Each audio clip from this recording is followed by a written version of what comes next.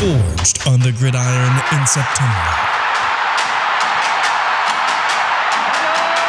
Perfected in the magic of March. Again, rebounded by Indiana. The game is over. For the fans who love the crunch of the pads, prefer a dunk, Oh, he just shook the gravity. and expect nothing but the best.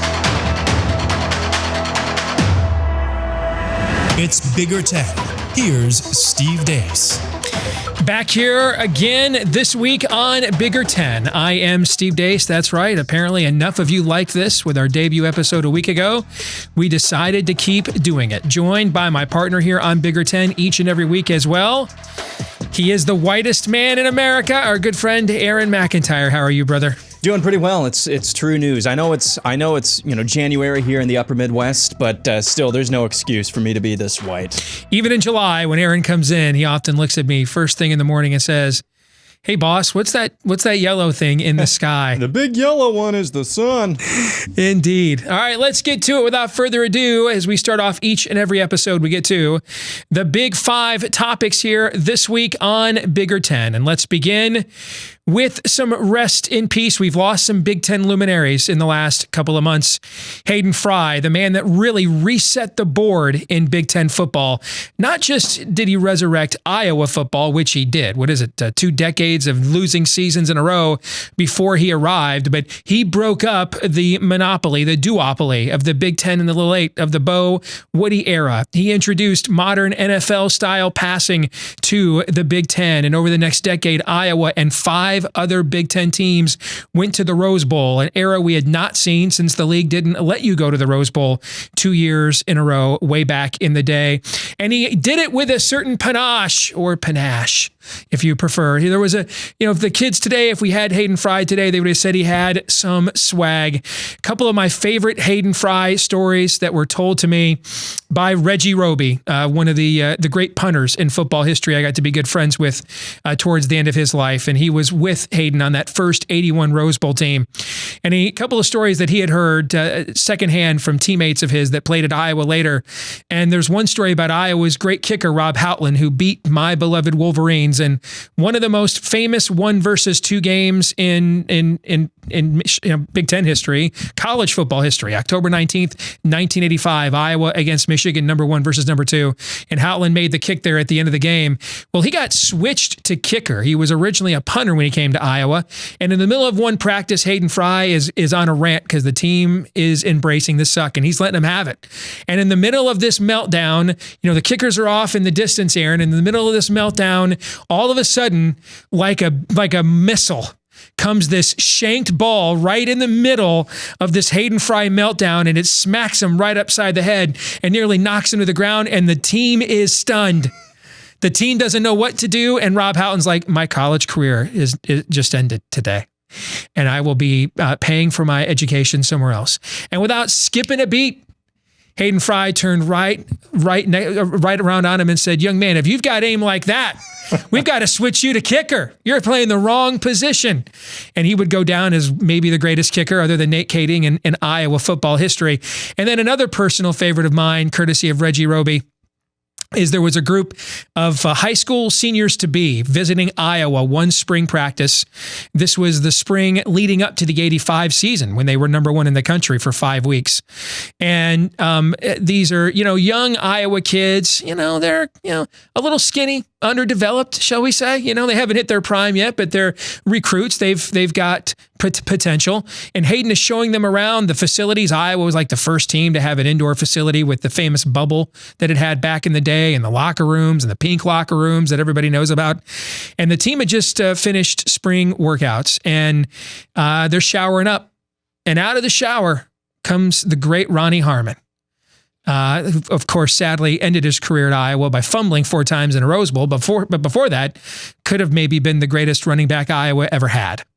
And he comes out of the shower, and he is in all of his glory, shall we say, Aaron? Are you okay with that description? Yeah, I think that works. All right. And Hayden notices these young high school kids are noticing the specimen that is Ronnie Harmon coming out of the shower, and their jaws are about to hit the floor. And without skipping a beat again, Hayden turns right around and looks at those young men and says, "Men, if you come to Iowa in a few years, you're going to look just like that too. All right. So there are tons of these kinds of stories. Now you were born in the middle of the Fry era, on the tail end of it. But as a born and bred Iowa fan, I mean, this is he's George Washington, in the part of the country that you're from, and the era that you grew up in. One of the first things you probably learned about as a kid was Hayden Fry. Yes, and as far as my fandom goes, Hayden Fry was well before my time, but he is. Is this before or after you did Interview with a Vampire? I'm sorry. I'm sorry. Go ahead. It was in the middle of. No, this was. He was definitely every bit of a legend on this level that you could even imagine. And I think the only times, my dad was never a huge Iowa fan. That's not where I got my fandom from. My dad, as far as personalities go, polar opposite of Hayden Fry, and just could not stand the guy, I guess. And that's the first time I had ever heard about Hayden Fry. But it's kind of like, I'm trying to think of a good analog, and there's nothing because this is football and it's frivolous. But you mentioned George Washington. Can you imagine the 30, 40 years after George Washington, led the Revolutionary War and led the fledgling nation to victory against a global superpower? And can you imagine the stories? Yeah, there's this guy who larger than life. Yeah. Chopped down the cherry tree and sailed the Potomac overnight and everything. Yeah, that's exactly what Hayden Fry is on a lesser. He's Paul Bunyan. For people that don't know in other Big Ten states and fandoms, in Iowa, he's Paul freaking Bunyan. That's what you're describing. Really. Yes. Yeah. Just an absolute legend. Even for those of us who didn't actually get to enjoy the teams that he coached, just a total legend. And every bit of success, and whatever you want to say about Iowa, perennially 8-4 to 10-2 or somewhere in between there. Whatever you want to say about Iowa, as a state, there is no chance in hell that Iowa as a football program has had the amount of success. Even if you want to complain about it and say that's not really, there's no way that it has as much success, sustained success, as it has without that guy. And, when you look at his impact in the state at the time, too, you had the farm crisis going on in the 80s. This was a very economically depressed state, and a lot of people wondering, hey, do rural communities and the like have a future, in the new urbanized, America? And he embraced that, even though he was a native Texan. He turned down USC to stay at Iowa, and he embraced really everything that it meant to be Iowan. And I could argue he is one of the most important figures, regardless of your fandom or the vocation. He's one of the most important figures in the state of Iowa in the last few decades. He was absolutely transcendent. That means we've also then got to mention the passing of the man who made it all possible, who hired him at the University of Iowa. And the great Bump Elliott, I had a chance to interview him and talk to him several times. Because covering the Iowa Hawkeyes in an earlier career, I was in the unique setting. He was the only other individual that could say this, that was a Wolverine. He was working for the University of Iowa. I just happened to be covering it. And Bump Elliott is one of the luminaries in all of Big Ten history. He's one of the greatest football players in the history of this conference. And he played with the Mad Magicians, one of the most famous teams in Big Ten history, the 1947-48 back-to-back national champions at the University of Michigan that beat USC in one of those Rose Bowls 49-0. Can you imagine a Big Ten team going out to a Rose Bowl these days and beating a USC or a Pac-10 or Pac-12 champion 49-0? This guy's team did. They were a phenomenal team. And then he was Michigan's football coach as well. And won plenty at the University of Michigan. And from there, he moved on to the administration at the University of Iowa. He hired Hayden Fry, hired Dan Gable away from who was actually belonged to the in-state rival Iowa State Cyclones. He was a gold medal wrestler for Iowa State. He brought him across the picket line, if you will, to the University of Iowa, where he became, you could argue, Dan Gable is the greatest college sports coach, regardless of sport, or certainly in the same conversation with, say, a John Wooden for the decade of dominance that he had there and more.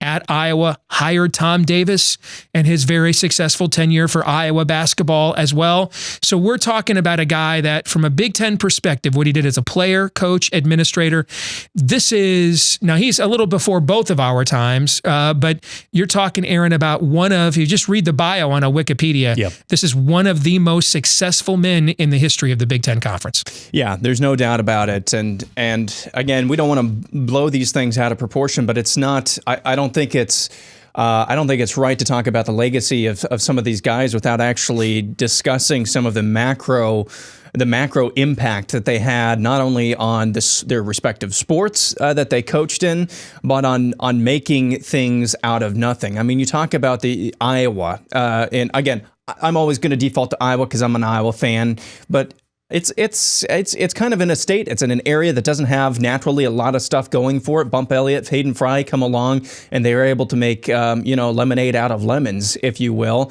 And as far as the conference, Michigan, you mentioned his you mentioned his work with Michigan as well. Some of those stature and some of those big wins that the Big Ten was able to get over some of these powerhouse teams that you just mentioned as well, those are things. Those really help to change the perception and then raise the stature and raise the profile of a conference at whole. And I think that's things that every single Big Ten fan, no matter what school you root for, those are things that you really have to be thankful for, because otherwise, a lot of these games that we watch on any given Saturday in the fall, they're still fun to watch, but they may have a little bit less leaning if those inroads are not built and that profile is not raised early on by the likes of some of the guys we're talking about. And then finally, let's mention the passing of George Perles, who put Michigan State football back on the map. And if you look at where Michigan State football was after the Duffy Daugherty, Biggie Munn era, when it was one of the dominant programs in the country, as it was in the peak years under Mark D'Antonio, it really fell on hard times, had an identity crisis, had NCAA probation. And George Perles was brought in as the defensive coordinator of the famed Steel Curtain, maybe the most famous defense in the history of the National Football League, a defense that him and me, Joe Green, just happened to accidentally invent one day in practice, called the Stunt 4-3, and that turned him into a celebrated defensive coordinator for Chuck Noll and the Pittsburgh Steelers. From there, he took that to go back to his alma mater at Michigan State, and when he took the job in 1983, he promised, now you got to keep in mind, in 1983, Bo Schembechler is at his apex now. Schembechler has just finished as the winningest coach of the 1970s. He has more wins in the 70s than any other college football coach. He's a Rose Bowl, New Year's Day bowl game regular back when that was the pinnacle in college football, the dominant coach in the Big Ten Conference. And he had owned Michigan State after losing to them his first season. He didn't lose to him again until he faced this guy in his second year in 1984, George Perles. When George Perles got the job in 1983, he vowed, in 5 years, I guarantee, we're taking Michigan State, within 5 years, we're taking Michigan State back to the Rose Bowl. That was considered unthinkable at the time. And when he did take Michigan State back to the Rose Bowl in 1987, now if you're younger like Aaron, this may blow your mind, but in 1987, Michigan State and Indiana played at the end of November for the right to represent the Big Ten in the Rose Bowl. That may seem nuts, maybe not the Michigan State side, but the idea that it was Michigan State and Indiana at the end, and that's what it was. Lorenzo White versus Anthony Thompson there in the backfield. And when they got to the Rose Bowl that year, and the Big Ten had a decade of struggles in the Rose Bowl, and Michigan State's really the team that broke that jinx, that trend. Before the game, he was asked by the NBC television crew, hey, how did you know? I mean, this is your 5th year, and you predicted within 5 years you're going to bring the Spartans back to Pasadena. How did you know? And George Perles kind of looked in the camera with a sly dog smile, and he said, well, I had a 5-year contract. So I knew that if I didn't take him to the Rose Bowl in 5 years, I wasn't going to get renewed anyway. So I didn't have anything to lose. All right. I can give him a great compliment as a Michigan fan. There were a couple of times, some of the most frustrating moments I ever had as a Michigan fan, he was responsible for. 1990, when Michigan was ranked number 1 in the country, and I still believe Desmond Howard was pass interfered with by Eddie Brown on that 2-point conversion. He was the coach of that Michigan State team. He put Sparty back on the map, won the Big Ten championship again, tied for it, I should say. In 1990, they were a perennial top 25 team in the middle and the pinnacle of his career. And this is another guy that, in his own way, not quite as momentously as Hayden Fry did, but this was another guy that sort of democratized the Big Ten and made it possible to think Michigan State could be more than a program in Michigan's shadow. Yeah, that's an amazing story. And each one of these stories that you tell of each of these figures who have passed recently, it's just maybe it's just perception to me, and maybe it's just the nostalgia bringing back. But it seems like each one of these guys, I couldn't imagine a figure like that existing today. At least not very many. Because why is Mike Leach such a larger legend? than life figure? Yeah. Just the swagger that these guys have, it just doesn't exist too much. Now Harbaugh was supposed to be that guy. Yeah. And if he had won more championships, you might get that character that you love to hate. Yeah. But and I'm a Michigan fan, but I don't know why at this point you would hate Harbaugh. You would maybe be sick of him, annoyed by him, pity him in some respects. But when he was hired, didn't you think? And he was, well, he was that climbing trees and spending the night at recruits' houses and showing up at satellite camps in Alabama, mocking Nick Saban with his shirt off. Right? That's when you thought you were going to get that larger than life persona that you were going to get to hate, but he just hasn't delivered the goods. Yeah, but just the massive amount of intestinal fortitude that some of these guys had to call your shot. I mean, just imagine, let's say, I don't know, it's in the news today, Bobby Petrino calls his shot at Missouri State and says, within 5 years, I'm going to stay faithful to my wife. Oh, no, that's another shot. I'm sorry. Go ahead. My bad. Go ahead. A new coach coming in to coach somewhere at his alma mater, what have you, and just calling a shot. Yeah, we're going to go to this major bowl game within 5 years. That is unthinkable these days. And without, not without reason as well. It's a different sport now. There's a lot more parity. We have social media where all this stuff blows up now. Exactly. It's a lot harder to do that, but it is fun to hear some of the stories of swagger from the days of most Michigan fans that are watching this right now, I might have been the first person to tell you that story about George Perles at his introductory press conference, guaranteeing he was going to go back to the Rose Bowl, right? If he did that today, that's the number one trending thing on sports Twitter. It's the lead story on every newscast in the state of Michigan, every talk show in the state of Michigan. It gets Michigan's attention. Michigan's now got it right. It blows everything up.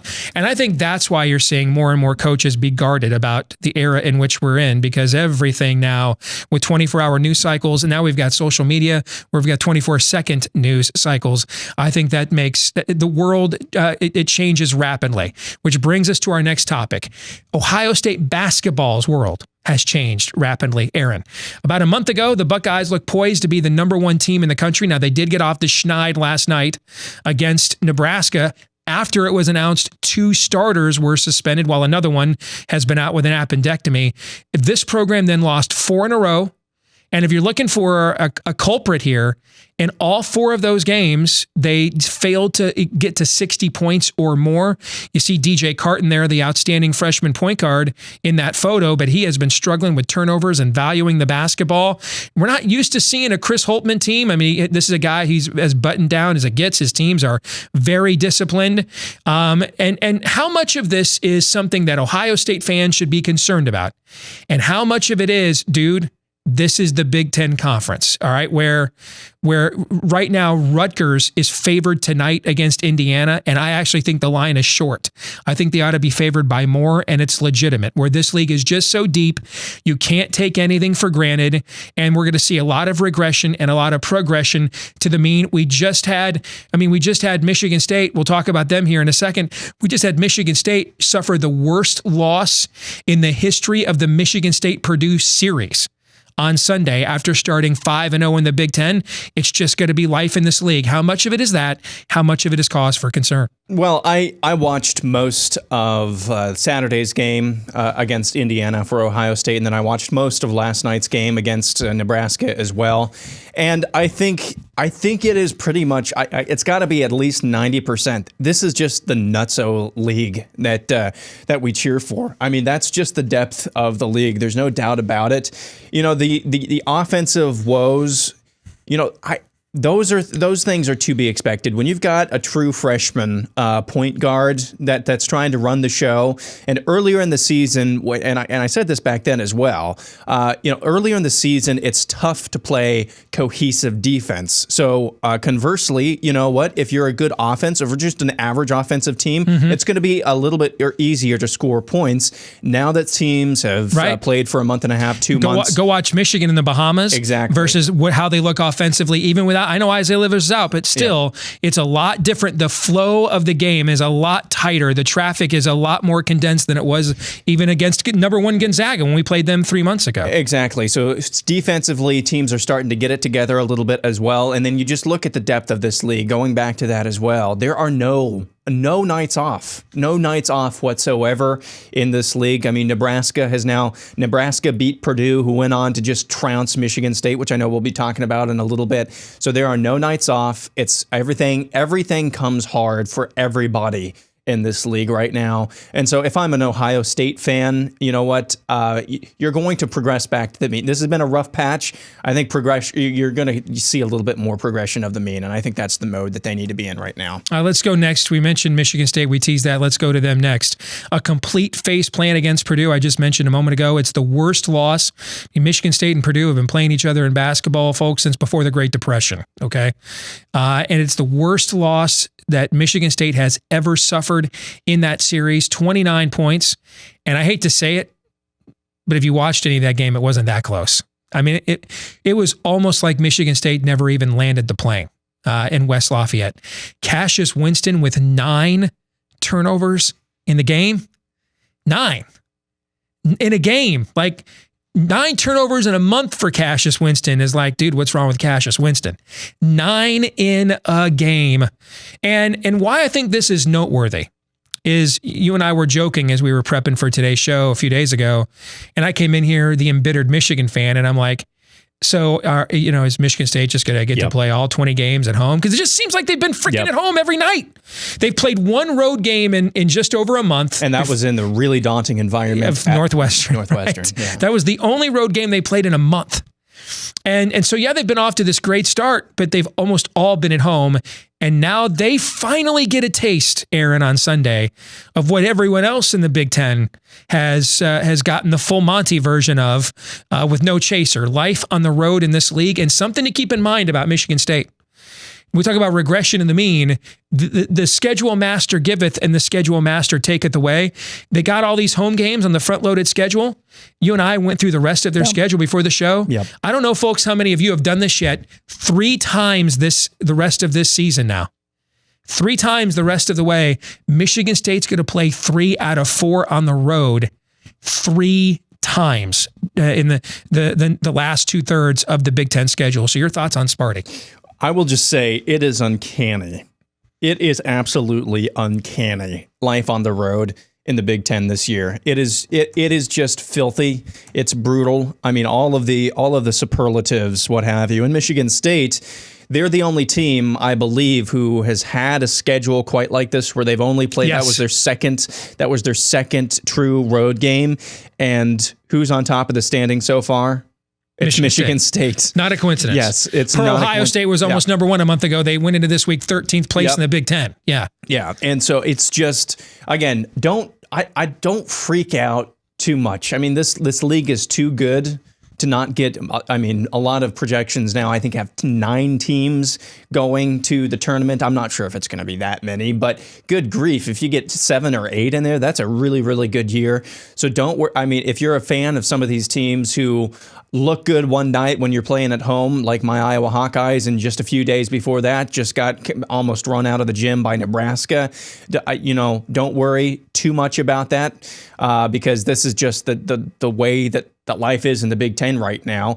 And you know what? That makes for some really exciting nights, in the Big Ten as well. That makes for a lot of really compelling games like last night, which I know we'll be talking about in a little bit. Don't want to step on that. Some really exciting, nail-biting finishes. That's just good entertainment value. And I think we should all be, kind of excited. It doesn't look like there's going to be just one team that just runs away with this. It runs away with the title this year. So that's a good thing. We mentioned road life in the Big Ten. That brings us to our next topic. And when you look at Michigan and Maryland now 0 for the road, Maryland should have won the game against Wisconsin last night. It's hard to say you're in control when you're up by 3-5, but they were pretty much up by 3-5 the majority of the second half. And then just Wisconsin, they let Wisconsin in through the back door, Camel's nose, or the Badger's nose under the tent, and Wisconsin stole a game from them. This is a very talented team, and it hasn't won a road game yet this season. Michigan, which probably had the best non-conference performance in the league. If you look at the win they have against Creighton, down what they did in the Bahamas, although the North Carolina win isn't as impressive as we thought it was at the time. But Gonzaga, that's still its only loss of the year. And yet they have yet to win a true road game on the road this season so far as well. And here's the thing that really stands out to me about this. So the guy we've got pictured right there is Xavier Simpson. And you know how I love me some Xavier Simpson. I mean, my nickname for Xavier Simpson's son-in-law. I mean, if one of my daughters came home, well, maybe not the youngest because she's only 15. But if my oldest came home and said, "Dad, I want you to meet my fiance, Xavier Simpson," I would pass out. I love this young man. I love everything about him. I love his game. I love that I watched him up close in the NCAA tournament when they came here to Des Moines, and I got a chance to go. And I just watched him even during timeouts. He takes nothing from nobody. Like I've watched him tell referees during TV timeouts, "You got that call wrong. Let me tell you why." I love this dude. Okay, Anthony Cowan, we know, is a stud point guard for Maryland. These are senior point guards now. I mean, this is what college basketball is built on, right? Outstanding point guard play, and then when you have senior outstanding point guard players, we've seen teams go on great March runs with that, and yet here are two of the best, most experienced point guards in the country leading their teams, and their teams haven't won a game on the road. What do you make of that? Oh man, that one's even harder to figure out as well. I don't know. I don't know if it's maybe just perception or reality of this conference. I feel like it's been talked about a little bit less the last couple of seasons, but the amount of handsiness, amount of physical contact that people get away with in this league, when you're trying to run an offense, that's exceedingly difficult to put up with. So I think some of it is that just the way this conference as a whole, historically, not just this year, has been perceived, and sometimes it is reality. You know what? You're just going to have rough patches, within a season. But it is really confounding, though. I don't know. I mean, these are seniors, like you said. You would think Anthony Cowan, Cassius Simpson as well. You would think that even seniors would be able to rise above some of those, rough patches and things like this. And you wouldn't think that, the league just all of a sudden got so good that it can overcome senior point guards like that. That's just something that I don't really know. And you just have to count again on progression to the mean at this point in the season. But it is really confounding. Of course, with Xavier Simpson, I'll defer to you as the Michigan expert. I don't know if there's differences within the offense and the coaching change. That wouldn't make sense, though, with Cassius Simpson, with Cowan as well, because they've been in that system for a long time. So it is pretty confounding at this point of the season why they're having so much difficulty leading their teams. And in some cases, like Maryland and like Michigan, to some extent, to a lesser extent, why in some cases they're just getting run out of the gym as well. That's really confounding. Well, Cowan has always been more of a scorer than Simpson, and Simpson's always been more of a pure point guard. Did you watch? How much? I know you said you watched Ohio State, Nebraska. Did you watch any of the Maryland Wisconsin game last night at all? Just a little bit, yeah. Because one of the things that I thought was frustrating, if I was a Maryland fan, is I can understand as a Michigan guy at the end of a game, Xavier Simpson, the team is at his best when he is facilitating offense for other people. Now, we saw against Purdue earlier last week that he had to carry them offensively in that game from a scoring standpoint, but Michigan's at its best when he's playing lockdown defense on one end and breaking the defense down and setting up his teammates at the other offensively. Cowan is more of a pure lead guard, point guard type. And what you got to see from him at the end of that game when Wisconsin's trying to sneak out a win at home and the crowd's against you, you just got to take the ball and you don't pass it to Wiggins. You say, hey, this one is on me. I carry the team. I win the game. I force the defense to come to me. And then maybe I kick it to somebody else when they've got a better look. And I just didn't get the sense that he embraced that role. And if you're going to be a senior all Big Ten point guard, that's the moment that you've got to step up and embrace the expectations and responsibilities that go along with that. Let's sneak in one football topic before we get out of here.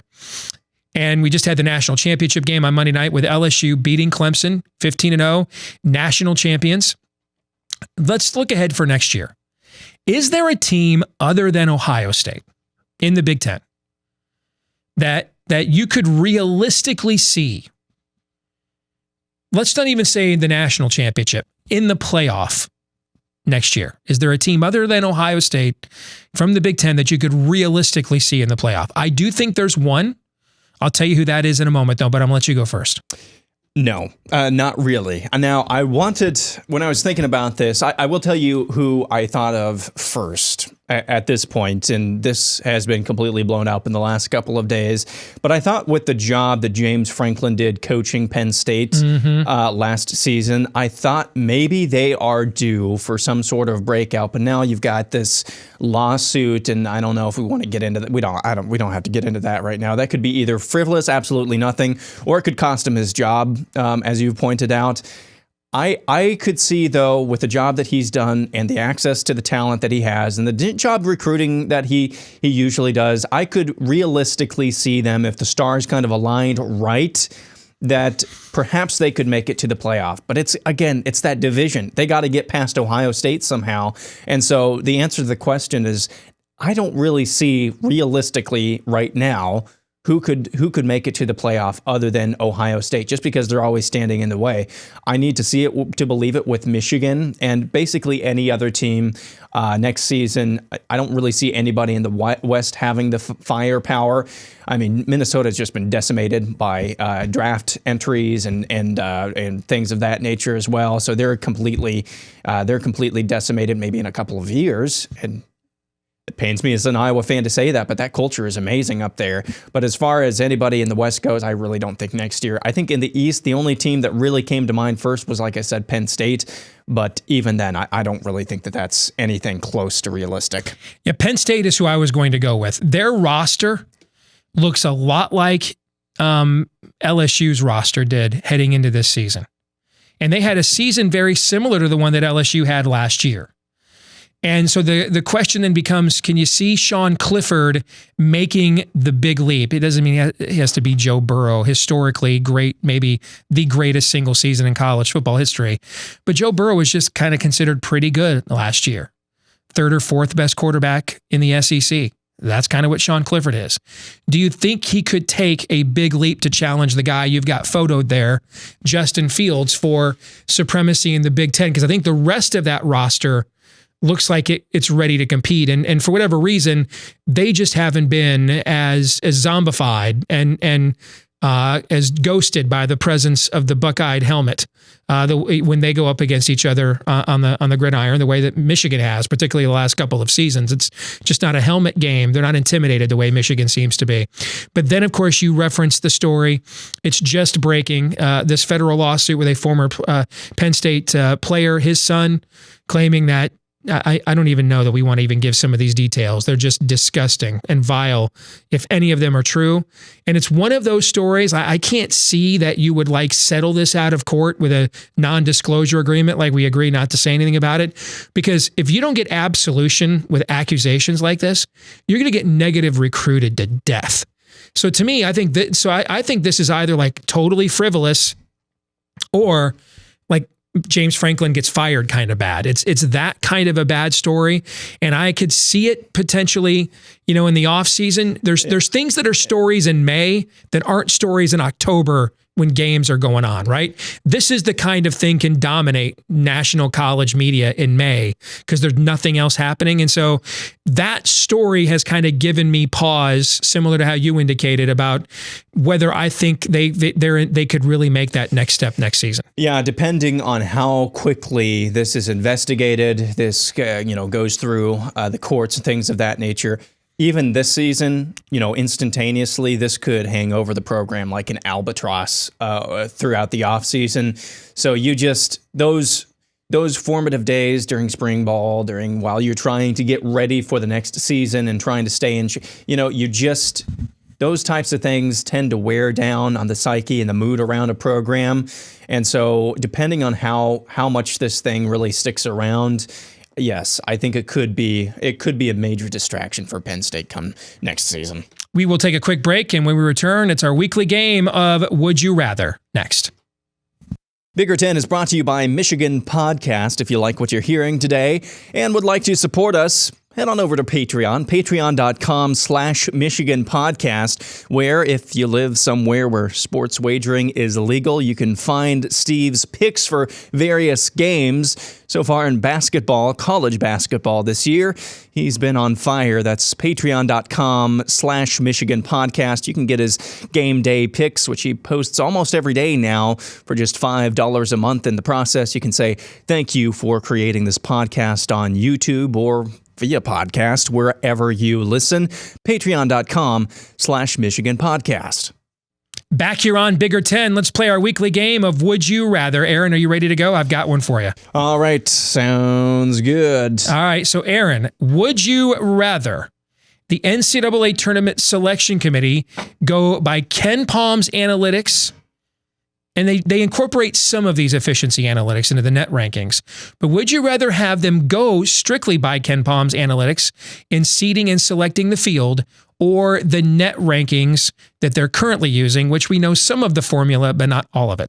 Yeah, I think this is in some ways a false choice, because most of the time, my general rule of thumb is that for these really good analytics, and they are amazing analytics like Ken Palm, usually the end of the season is reflective of what we've been seeing in those analytics throughout most of the season. So I think it's a little bit of a false choice, but that's not the name of the game. I got to pick one here. I think the net rankings are just fine because it emphasizes outcomes of the games. I think again, we talked about the discrepancy between Ken Palm and the net rankings last week. But like I said, I think by the end of the season, those things kind of become at least mirror in other words, image Ken Palm is trying to figure out how good a team is. Yep. The NCAA is trying to measure how worthy a team is. That is kind of what you're talking about? That's precisely what I'm talking about. Okay, I like that. Yep. All right. This one is for you. Going into this offseason, would you rather be Purdue's Jeff Brom or Minnesota's PJ Fleck? I think I'd rather be Jeff Brom. And I'm a PJ Fleck guy. I like him. I grew up in West Michigan, so I know that program pretty well. I know historically, you had Tony Kimbrough, and they had back when MAC teams, the champion of the MAC went to the California Raisin Bowl, and would usually play like Fresno State every year, and kind of their miniature Rose Bowl, out west, Midwest matchup. That's really the last time Western Michigan football was relevant, and he took a program from 0-12 to 12-0. I love what he's done at Minnesota. I'm a Fleck guy.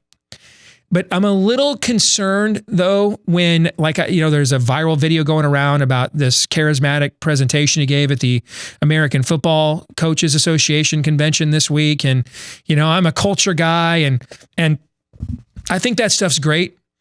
I just worry when you have a massive breakthrough like they just had. And can it be too much too soon? On the other hand, when I think of Jeff Brom, I think of the old Sawyer Brown song Before Your Time. He's kind of taking the dirt road here. And he strikes me as a guy that is at his best with a chip on his shoulder. He took over arguably the most moribund program in this league other than Rutgers, took him to a bowl game his very first year. We all remember the huge win he had against Ohio State his second year in 2018. This year, literally everything that could have gone wrong for them went wrong. Literally everything. I mean, this was one of the most beat up teams I have ever seen in, 35 plus years of following closely Big Ten football since I was a kid. They're going to get almost all those guys back. Elijah Sindelar has decided not to play football anymore. But I think the Plummer kid showed out as the season wore on and is good enough for that system, particularly when he's got David Bell and Rondale Moore to throw to. And I just get the sense that Brom now is kind of back in a position where he's comfortable, where he's kind of got the eye of the tiger again. He's undervalued again. He's questioned again. He's got the chip on the shoulder again. And I'm going to be fascinated to see. We've seen PJ Fleck excel in that position. And now, dude, he is the new hotness everywhere he goes. He's a rock star. And I will be fascinated to see. It's one thing to negotiate that in the middle of a season when you have a limited amount of time to be exposed to it because you're constantly preparing your team for a game. But he's going to, for the next 8 months, he's America's life coach. And I will be fascinated to see how he reacts and his program reacts to that. So I'm going to say Jeff Brom. I think that makes sense. All right, final one here for you. Would you rather have a backloaded schedule like Michigan State basketball did, to help you get off to a hot start and establish momentum, or a front-loaded schedule that gives you a better chance to go into the postseason with momentum on the back end? Which would you rather have? Definitely a front-loaded schedule. I don't think there's any doubt about that. Now, the challenge and the problem with that is that if you struggle early on, then you could be out of it. You could be out of it fairly early. But if you win a few close games here and there, and then give yourself a chance to make a run, I think the mental side of this is just everything in college basketball, because you're dealing with a bunch of 18 to 23-year-old young men, and you want to have them just getting in that mental winning mindset towards the end of the season, and you want to get on that run, and you want to establish momentum, and you want them to think that there is no way in heck that we are actually going to lose another game. I would want. It's a little bit difficult because you don't want them to get out of conversely, you don't want them to get in a funk early on, but I think you have a better chance of going deep and making a run when you actually have, a chance to make a run in the regular season as well. So I definitely would want a front-loaded schedule. This last one is for you. Would you rather be a big fish in a small pond like Gonzaga in the West Coast Conference, or a medium fish in a medium pond, or maybe a big pond, like teams 2 through 10, or really most of the Big Ten this season? I like this question a lot. I'd rather be the medium fish in the medium pond, and here's why. I think it was last year was the first time Gonzaga had, when they went to the championship game 2 years ago, was the first time they had been to the Elite Eight or more in the NCAA tournament since 1999. That was kind of their breakthrough year as a mid-major power, and it's not their fault. They can't make the teams in their conference better. And those guys every year, man, just go out and schedule a murderer's row in the non-conference, right? They try. They do what they can. But when you go 3 months and don't really play a team that can't beat you, you can lose to them, but they can't just beat you straight up. If you show up, they're not beating you. And you play those teams for 3 months. I think Gonzaga's history in the NCAA tournament has shown, with more early exits and not a lot of deep advancements, I think it has shown that it is very difficult to go back to, well, hey, we played this team in November and Thanksgiving. That was 4 months ago, man. From March Madness, that's an eternity. On the other hand, I go back to my Michigan Wolverines, John Beilein's 2 teams that went to the NCAA championship game. Neither one of them won the Big Ten. I think one year they were seeded 5th in the Big Ten in 2013, because we had a crazy year with all those great top 10 teams that were all at the top. In 2018, they were seeded, I think, 4th in the Big Ten. So we've seen plenty of teams not win their conference championships, finish in the middle of leagues, and go on and win NCAA tournaments from those power conferences, because those conferences are so battle tested. So I definitely would rather be the medium fish in the medium pond. We'll come back and wrap things up, put a bow on it here on Bigger 10 in a moment. Bigger 10 is also brought to you by Wolverine Digest from Sports Illustrated. You can find that at wolverinedigest.com. For all of you Michigan fans, you can find a daily rundown of all the hottest topics from basketball and football to recruiting and much, much more. That's wolverinedigest.com, a part of Sports Illustrated. This week's Twitter poll results, we asked you, will any Big Ten team win more than 4 conference road games this season? And perhaps it is only fitting, given what we have seen from Big Ten basketball, that the responses to this are pretty much 50-50, because that's what almost every game in this league is every night. 50-50. I love those results. That's emblematic of, in other words, regardless of how you answered, our audience is paying attention to Big Ten basketball. That's what we learned from those responses.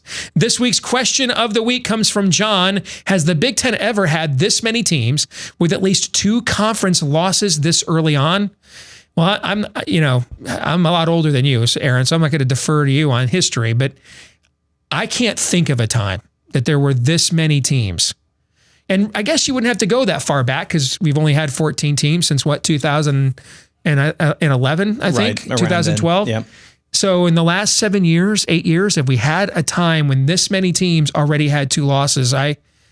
I can't think of a time. No, I can't either, because usually there's some team. For a while it was Wisconsin. Every year it seems like it's Michigan State that will it's the alpha. And I expected Michigan State to just run away with it this So did year. I think everybody did at the start of the season. Yeah. And but usually there's at least one team that's kind of running away with it.